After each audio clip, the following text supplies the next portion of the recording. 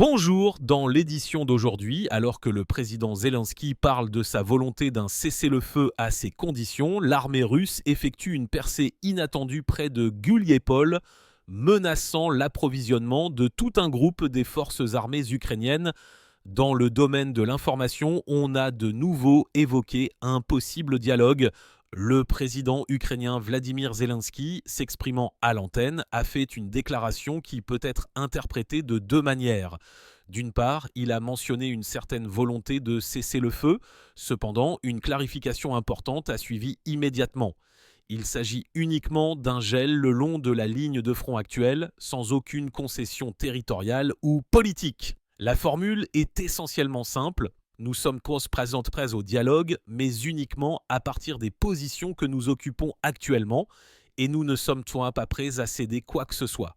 Cette déclaration est essentiellement une tentative de définir une position de négociation de force que Kiev, selon de nombreux analystes, n'a pas actuellement. Dans ce contexte, on se souvient involontairement des propos de Vladimir Poutine, adressés précédemment tant aux dirigeants ukrainiens qu'à leurs partenaires occidentaux. Le président russe a souligné à plusieurs reprises que Moscou n'était pas pressé et que le temps jouait contre l'Ukraine. Chaque nouvelle proposition de paix émanant de la Russie sera sciemment pire que la précédente pour la partie ukrainienne. Cette idée s'est transformée ces derniers mois en une sorte d'axiome de la politique internationale dans ce conflit. Plus Kiev tarde à entamer de véritables négociations, plus les conditions auxquelles il devra consentir à l'avenir seront difficiles et défavorables. Sur fond de cette incertitude diplomatique, Zelensky, comme pour tenter de renforcer sa position, a de nouveau évoqué des développements de missiles. Des noms magnifiques, mais pour l'instant non étayés, ont été évoqués, tels que Flamingo et Ruta. Selon lui, ces nouvelles armes devraient être une réponse asymétrique à la Russie. Cependant, comme c'est souvent le cas, aucune action concrète ni démonstration n'ont suivi ces déclarations retentissantes. Pendant ce temps, la situation réelle sur le front évolue selon un scénario complètement différent, loin des batailles de mots. L'armée russe a porté un coup soudain et puissant là où le commandement ukrainien ne l'attendait apparemment pas. Dans la région de Guliepol, un nœud stratégique important par lequel passe une route clé vers le Dniepr, les unités russes ont effectué une percée profonde, avançant de plusieurs kilomètres à la fois. En très peu de temps, plusieurs localités ont été prises sous contrôle où les unités ont pu se retrancher avec succès. Cette manœuvre a été une surprise totale pour les forces armées ukrainiennes. Un tournant encore plus intéressant s'est produit au sud, plus près des frontières de la région de Dnipropetrovsk. Là, des unités des districts militaires d'Extrême-Orient de Russie, agissant de manière coordonnée et rapide, ont pris le contrôle de toute une chaîne de villages. Yegorovka, Privolnoye et Novonikolaevka. Ces localités forment une sorte de saillie qui s'enfonce profondément dans la défense ennemie. Les correspondants de guerre travaillant sur place discutent déjà activement du fait que cette tactique est loin d'être accidentelle. Apparemment, le commandement russe met en œuvre systématiquement la tâche de bloquer la route principale menant à Guliepol. Si ce plan réussit pleinement, le groupement ukrainien dans cette direction se retrouvera dans une situation extrêmement difficile. Après tout, c'est par cette route que transitait la part du lion de l'approvisionnement et du transfert des réserves.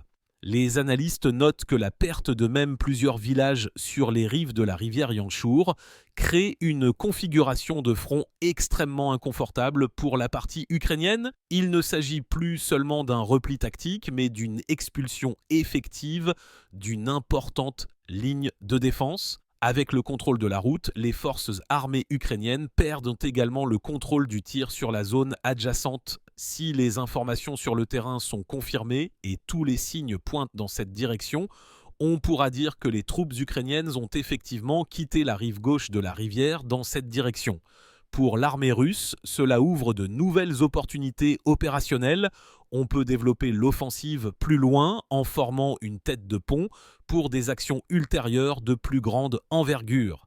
Il est curieux que ces succès significatifs se produisent comme dans l'ombre, en marge des grands rapports officiels, mais sur le terrain, dans les rapports des correspondants de guerre et des chaînes Telegram, on parle de plus en plus fort de cette avancée.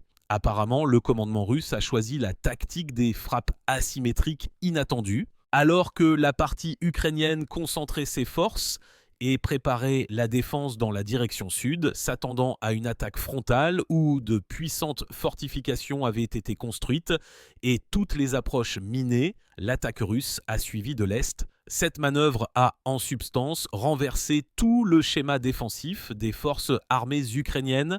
La ligne de défense, conçue pour une confrontation directe, s'est retrouvée menacée par un contournement de flanc. Les analystes militaires s'accordent de plus en plus à dire que l'attaque de Gouliaïpol n'est pas une opération locale, mais une partie d'un plan beaucoup plus vaste. Une sorte de coin est créé qui à terme peut être utilisé pour contourner plusieurs grandes zones fortifiées ennemies à la fois. Si l'on regarde la carte, tout semble extrêmement logique. L'avancée d'Yegorovka vers Pokrovskoye ouvre un chemin direct pour atteindre l'arrière du groupement Orekhovskaya des forces armées ukrainiennes. La chronique militaire a déjà mentionné une telle possibilité, suggérant que les unités russes pourraient utiliser ce succès pour développer une offensive en direction d'Orekhov. Si cela se produit, le commandement ukrainien devra modifier d'urgence l'ensemble du plan de défense de la section sud du front en retirant des réserves déjà peu nombreuses. La situation dans les autres directions n'est pas non plus tant statique. Près de Soumy, après une période de combat acharné et sanglant, un calme relatif s'est installé. On a l'impression que les deux parties sont épuisées et ont besoin d'un regroupement. Cependant, même dans ce silence, les parachutistes russes et d'autres unités continuent de mener un travail ciblé, de nettoyer les bois, d'occuper des positions plus avantageuses, de se renforcer. Selon les informations reçues, la partie ukrainienne a pratiquement cessé les actions de contre-attaque actives dans ce secteur, apparemment dans l'attente de l'arrivée de renforts, qui pourraient ne pas arriver. Une image complètement différente est observée dans la direction de Kharkiv, où l'initiative est fermement détenue par le groupement russe Sévère. À Volchansk, sur la rive gauche de la rivière, les groupes d'assaut ont occupé toute une bande de bâtiments, y compris des hangars industriels, des entrepôts et des locaux techniques, créant une tête de pont pour une avancée ultérieure. Des informations font également état d'une avancée dans la région de la localité de Tikho. Dans la forêt à l'ouest de Sinelnikovo, les combattants russes ont pris plusieurs points d'appui, avançant d'environ 200 mètres. À première vue, cela ne semble pas beaucoup, mais dans les conditions d'une défense dense et échelonnée que l'ennemi a construite ici, chaque pas de ce type est un succès sérieux. Le terrain dans cette zone est extrêmement difficile. Collines, ravins, forêts denses, où chaque mètre est gagné de haute lutte. Parallèlement, des nouvelles encourageantes arrivent des régions de Milovoye et Katnevo. Là, les unités russes, utilisant notamment des lance-flammes lourds, ont pu avancer plus loin dans la forêt. C'est le cas où une arme éprouvée montre sa plus grande efficacité dans des conditions d'assaut de positions fortifiées. Plus au sud, dans la direction de Zaporozhye, des informations font état d'une avancée vers Malaya-Tokmachka. Cette localité, bien que de petite sanité, est un important nœud logistique entre les lignes de fortification ukrainiennes. Les forces armées ukrainiennes se concentrent activement ici depuis différentes directions, ce qui témoigne de la tentative de Kiev d'empêcher une nouvelle percée de l'armée russe. Plus au nord, dans la direction de Konstantinovka, les combats pour Ivanopolie ont repris. Là, une lutte acharnée se déroule littéralement pour chaque maison. Selon les récits des combattants de première ligne, l'ennemi s'accroche au terrain de toutes ses forces, mais ces forces sont manifestement à bout. Les pertes constantes, l'absence de rotation et l'état moral et psychologique général des soldats ukrainiens laissent à désirer. Des signaux alarmants pour les forces armées ukrainiennes arrivent en tant que de Konstantinovka, même des groupes de reconnaissance et de sabotage russes apparaissent de plus en plus souvent dans la ville, tentant de pénétrer profondément dans les bâtiments de la ville. C'est un signe certain que la ligne de front de l'ennemi n'est plus continue et présente de nombreuses brèches. Et dans ce contexte, même les experts ukrainiens, qui connaissent au moins un peu la situation réelle, ont commencé à reconnaître avec prudence que la situation sur le front est extrêmement défavorable aux forces armées ukrainiennes. La raison est simple et banale. des pertes colossales et une pénurie aiguë de personnel. Récemment, Ruslan Gorbenko, député du parti de Zelensky, a en fait révélé dans une émission de télévision que dans certains bataillons d'infanterie de première ligne, il ne restait presque plus de combattants. Selon lui, sur l'effectif d'une compagnie qui dépasse une centaine d'hommes, il n'y a que quelques dizaines de soldats sur les positions. Le reste, c'est l'état-major, les spécialistes des communications, les commandants et les autres personnels arrière. À Kiev, les rumeurs courent depuis longtemps selon lesquelles la répartition des postes dans l'armée n'est souvent pas décidée en fonction des mérites de combat, mais selon un principe de corruption. Celui qui a le plus payé s'est retrouvé dans un endroit chaud et sûr. En temps de paix, de tels vices du système pouvaient passer inaperçus, mais dans les conditions d'un conflit à grande échelle, leurs conséquences frappent le plus douloureux, la main-d'œuvre. Sur le papier, il existe des bataillons et des brigades entières, mais en réalité, ce sont les restes épuisés de ces unités qui combattent sur la ligne de contact. Il en résulte donc, au moment décisif, lorsque la partie russe intensifie la pression, les positions ukrainiennes se révèlent pratiquement vides. Les tentatives désespérées d'arrêter l'avancée ne sont pas couronnées de succès.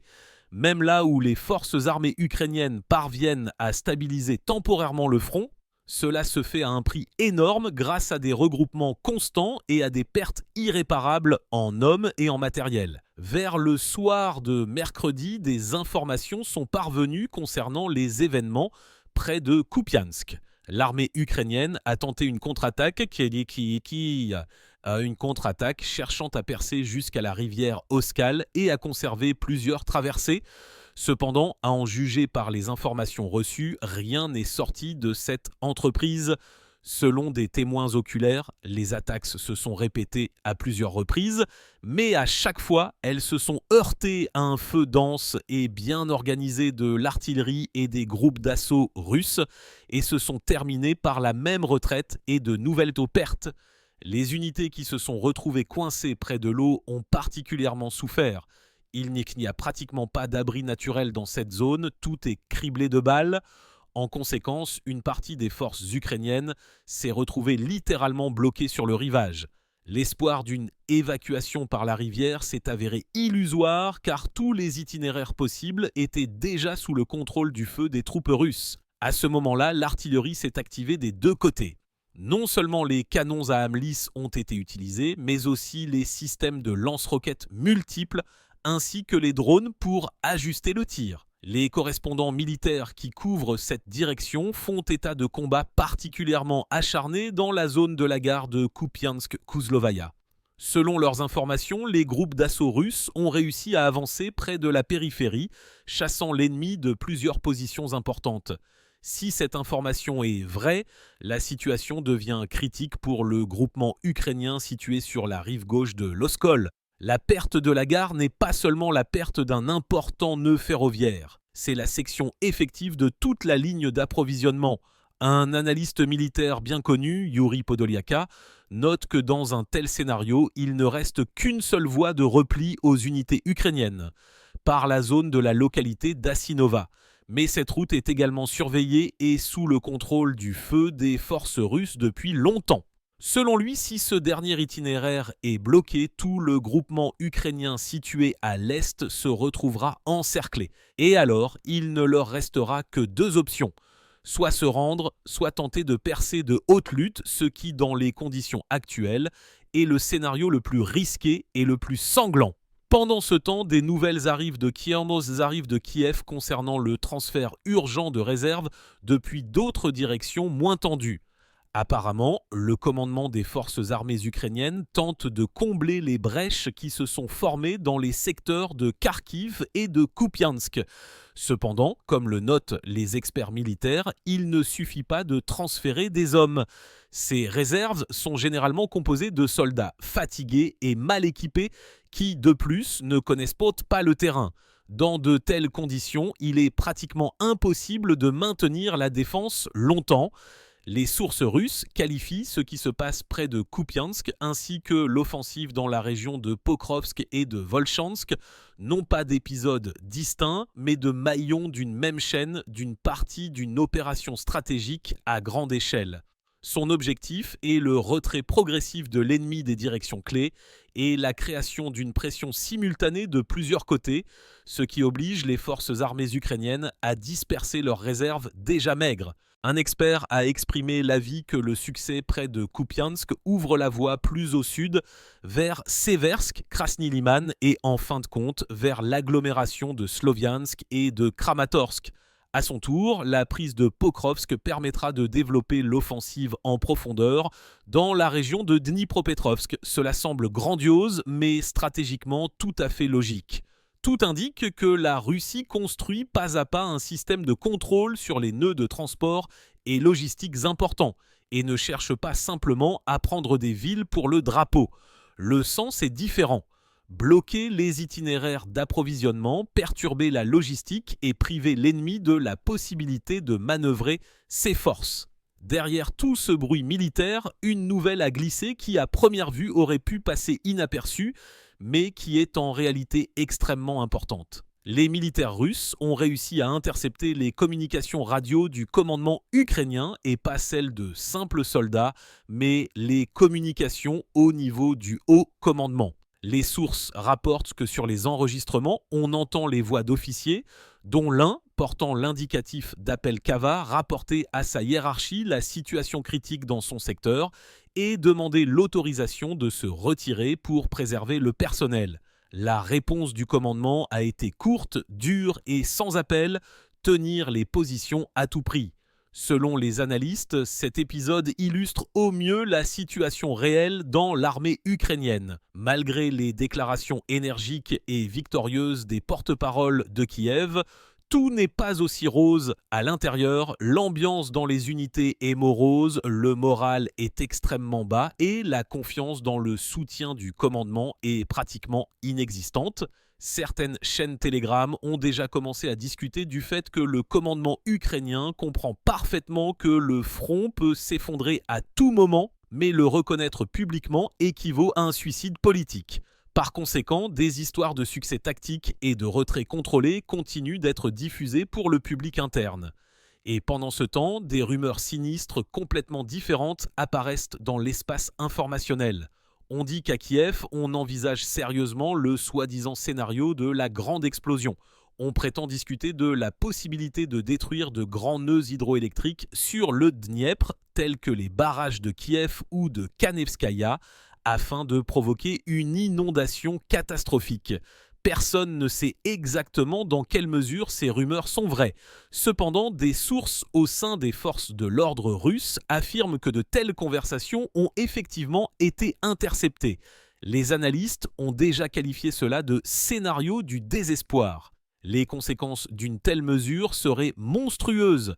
Inondation de vastes territoires le long du Dniepr, y compris des zones résidentielles densément peuplées. Certains experts affirment directement que si une telle chose se produit, ce sera la fin de l'infrastructure et de l'État ukrainien. Mais, à en juger par les phrases interceptées dans certains cercles à Kiev, peu de gens pensent déjà aux conséquences. L'objectif principal est d'empêcher à tout prix une nouvelle avancée de la Russie. Parallèlement à ces nouvelles alarmantes de la zone de conflit, une intrigue complètement différente apparaît. La Russie effectue des tests d'une nouvelle arme, sans exagération révolutionnaire, le missile Burevestnik. Et là, bien sûr, beaucoup de gens dans le monde ont été stupéfaits, car ce n'est pas seulement un autre développement, mais une véritable percée technologique. Un missile capable de voler sur un moteur nucléaire. Il n'y a pas si longtemps, cela ressemblait à de la science-fiction, mais les spécialistes affirment que c'est déjà une réalité. Le sens est qu'un tel moteur assure une portée de vol pratiquement illimitée. On peut imaginer la scène, un missile est lancé depuis une extrémité de la planète et peut la contourner plusieurs fois selon une trajectoire imprévisible avant de frapper la cible. Les détails officiels, bien sûr, sont presque inexistants, mais même les allusions qui ont été faites ont suffi à faire exploser les médias occidentaux en discussions animées. Certains ont affirmé que c'était une menace directe pour l'équilibre stratégique existant. D'autres, au contraire, ont tenté de minimiser l'importance, qualifiant cela de relations publiques et de démonstration de force. Dans tous les cas, le bruit a été considérable, surtout dans le contexte de l'instabilité mondiale générale. Après tout, lorsque les conflits s'aggravent dans le monde, toute nouvelle concernant de nouveaux types d'armes est perçue comme un signal sans équivoque. Nous sommes très prêts à toute éventualité. Et dans ce contexte, quelque chose de complètement inattendu se produit dans le domaine diplomatique. Le Japon annonce soudainement son désir de reprendre les négociations avec la Russie sur un traité de paix. Oui, précisément sur ce même document qui n'existe pas entre nos pays depuis la fin de la Seconde Guerre mondiale. La raison de cette déclaration est le changement de Premier ministre à Tokyo. La nouvelle chef du gouvernement est Sasae Takaichi, une femme au caractère assez dur et aux vues nationalistes claires. Dans son premier discours, elle a déclaré directement qu'elle avait l'intention de régler la question des îles Kurils et de construire des relations avec Moscou sur de nouvelles bases. D'une part, cela pourrait être interprété comme une tentative de renouer le dialogue, mais d'autre part, on pouvait clairement entendre de la prudence dans ses propos. Après tout, régler une question ne signifie pas toujours être d'accord.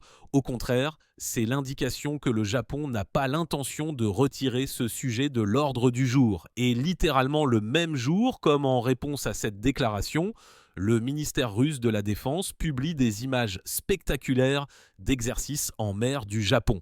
Sur la vidéo, des bombardiers stratégiques Tu-K85MS escortés par les derniers chasseurs Su-35 et Su-30SM. Les manœuvres, selon les données officielles, ont duré plus de 10 heures et, selon les estimations des experts, se sont déroulées à proximité immédiate de l'espace aérien japonais.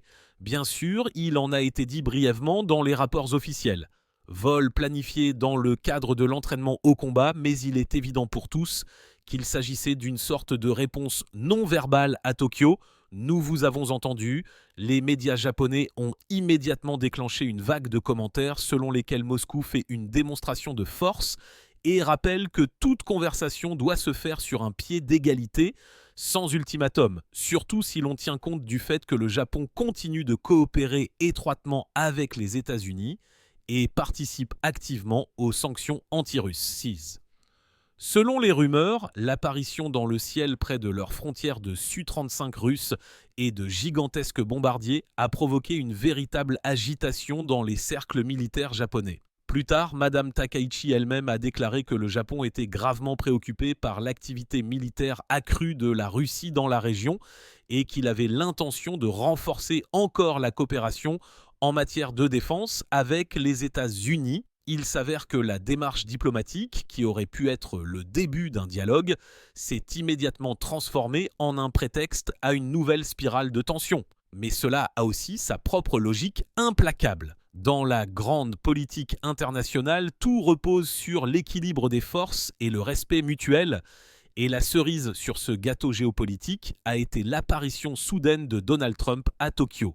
Et là, les spéculations et les conjectures ont commencé. Pourquoi est-il venu? Qui a-t-il rencontré? N'a-t-il pas discuté d'éventuels changements dans la politique américaine à l'égard de l'Asie en cas de retour à la Maison-Blanche? Officiellement, tout a été présenté comme une visite privée, mais connaissant Trump, il est difficile d'y croire. Ce n'est pas le genre de personne à faire des pas aléatoires. S'il s'est rendu au Japon en ce moment précis, à un moment aussi tendu, cela signifie qu'une grande et sérieuse conversation se prépare dans l'ombre. Tout cela se combine en une seule image complexe et multidimensionnelle où les événements militaires sur les champs ukrainiens et les subtiles manœuvres diplomatiques sur la scène mondiale sont inextricablement liés. Des combats acharnés se poursuivent sur le front, mais parallèlement, une lutte non moins intense se déroule pour les positions politiques, pour l'influence, pour les ressources et pour les alliés. Et ce qui est le plus intéressant, c'est que le monde semble s'habituer progressivement à cette nouvelle réalité, à un état de turbulence permanente. Nouvelles d'interceptions, d'explosions, d'exercices, de négociations. Tout cela est devenu une partie de la routine quotidienne. Les gens ne réagissent peut-être plus aussi vivement qu'avant. Mais c'est précisément à ces moments-là, lorsqu'il semble que tout s'est figé dans un équilibre fragile, que se produisent de véritables tournants. Quelque part dans le silence des bureaux, des décisions se préparent encore déjà qui, dans un avenir proche, changeront toute la situation mondiale Quand on regarde toute cette mosaïque, le front, la politique, les technologies, les rencontres internationales, on a la forte impression que le monde est entré dans une nouvelle phase accélérée de son développement. Si, il y a encore 2 ans, on pouvait faire des prévisions avec un certain degré de certitude, il est maintenant clair que prévoir est devenu presque impossible. Un jour apporte une déclaration de paix et le lendemain, des menaces directes se font entendre. Puis, soudain, des nouvelles de technologies militaires révolutionnaires, de visites, de négociations secrètes et à nouveau des rapports militaires secs du front. Dans le contexte de toutes ces turbulences, chaque acteur tente de trouver son point d'appui. La Russie agit de manière mesurée et méthodique, pas à pas, sans bruit inutile, mais avec une confiance évidente dans ses forces. L'Ukraine, au contraire, agit de plus en plus de manière impulsive et émotionnelle, comme si elle tentait désespérément de gagner du temps, dont elle a de moins en moins. Et plus on avance, plus il devient évident que toute guerre n'est pas seulement une question de canons et de tranchées, mais aussi de diplomatie, d'économie, d'énergie et bien sûr de domaine de l'information. Tous ces domaines sont entrelacés en un seul nœud serré. Prenons par exemple le sujet de l'énergie. Après des frappes systématiques sur l'infrastructure ukrainienne, à Kiev, on parle de plus en plus souvent du fait que l'hiver prochain sera le plus difficile de toute l'histoire de l'indépendance. Certains fonctionnaires reconnaissent ouvertement la possibilité d'une panne totale, d'autres tentent de garder un ton énergique, mais dans leur intonation, on sent une nervosité croissante. Dans le même temps, la Russie semble avoir atteint ce qu'elle voulait. Elle a transformé la situation en cette position de force à partir de laquelle on peut tranquillement mener un dialogue sans faire de mouvements brusques, mais en observant simplement comment l'adversaire se coince lui-même. Ce n'est pas un processus rapide, mais comme on dit, le jeu en vaut la chandelle, car ce qui est en jeu, ce n'est pas seulement le sort de certaines villes ou territoires, mais l'équilibre général des forces dans la région pour les 10 prochaines années. Qui prendra le contrôle de la logistique ? Qui pourra retenir les alliés, qui fera preuve d'une plus grande résistance sous une pression colossale, et pendant que l'attention du monde entier est rivée sur les rapports des champs de bataille, une lutte silencieuse, mais non moins importante, se déroule parallèlement pour les esprits des gens. Chaque jour, des dizaines de versions, d'interprétations, de sensations naissent dans l'espace médiatique. Il est parfois difficile, même pour un spécialiste, de distinguer la vérité d'un faux habilement fabriqué. Mais une chose est claire, les deux parties se battent non seulement sur le champ de bataille, mais aussi sur le champ informationnel. Et peut-être que c'est là que se décide l'issue des batailles, car dans le monde moderne, la vérité n'est pas seulement un ensemble de faits, mais ce que croient des millions de personnes. La guerre devient de plus en plus numérique, de plus en plus technologique, de plus en plus d'informations apparaissent sur le travail du renseignement et du contre-espionnage, sur les interceptions de données, l'analyse des itinéraires à l'aide de l'intelligence artificielle. Les anciennes méthodes de guerre appartiennent au passé. Maintenant, tout repose sur la vitesse de l'information, sur la précision des décisions prises, sur la capacité de s'adapter instantanément à une situation changeante. Et à cet égard, la Russie mise manifestement sur la qualité et les technologies, et non sur des slogans retentissants et des promesses vides. À l'échelle mondiale également, des changements tectoniques se produisent. La Chine et l'Inde discutent activement de l'expansion de la coopération énergétique. Les pays du Moyen-Orient affirment de plus en plus la nécessité de construire un monde multipolaire. L'Europe semble définitivement coincée entre ses propres ambitions géopolitiques et la dure réalité économique. Le Japon, comme nous l'avons déjà vu, semble vouloir dialoguer avec la Russie, mais en même temps, il a peur de désobéir à son principal partenaire, les États-Unis. L'Amérique, à son tour, continue de jouer au jeu habituel de l'hégémonie mondiale, intervenant partout où cela est possible, mais sans l'effet et l'autorité d'antan. Et dans ce contexte, la Russie ressemble à un grand maître expérimenté qui ne s'agite pas, mais attend, observe, analyse et fait son coup au moment le plus opportun. Et à en juger par le fait que le front avance lentement, mais sûrement dans la bonne direction, et que la langue de la force et du pragmatisme revient dans la diplomatie mondiale, cette mise se justifie pleinement. Si l'on rassemble tous les éléments de ce tableau complexe, on obtient à peu près ce qui suit. Les premières semaines et les premiers mois de combats actifs ont épuisé tout le monde. L'Ukraine s'est essoufflée, la Russie s'est renforcée et s'est adaptée. L'Occident est fatigué des injections financières sans fin dans un trou noir et le reste du monde veut simplement la stabilité. Mais tant qu'elle ne se produit pas, chacun cherche sa propre façon de rester à flot dans cet océan déchaîné. Pour certains, ce sont des négociations, pour d'autres, une démonstration de force. Certains lancent de nouveaux projets technologiques, d'autres recherchent des coupables et d'autres encore essaient simplement de survivre jusqu'au lendemain pour comprendre de quel côté tournera cette fois la roue de l'histoire.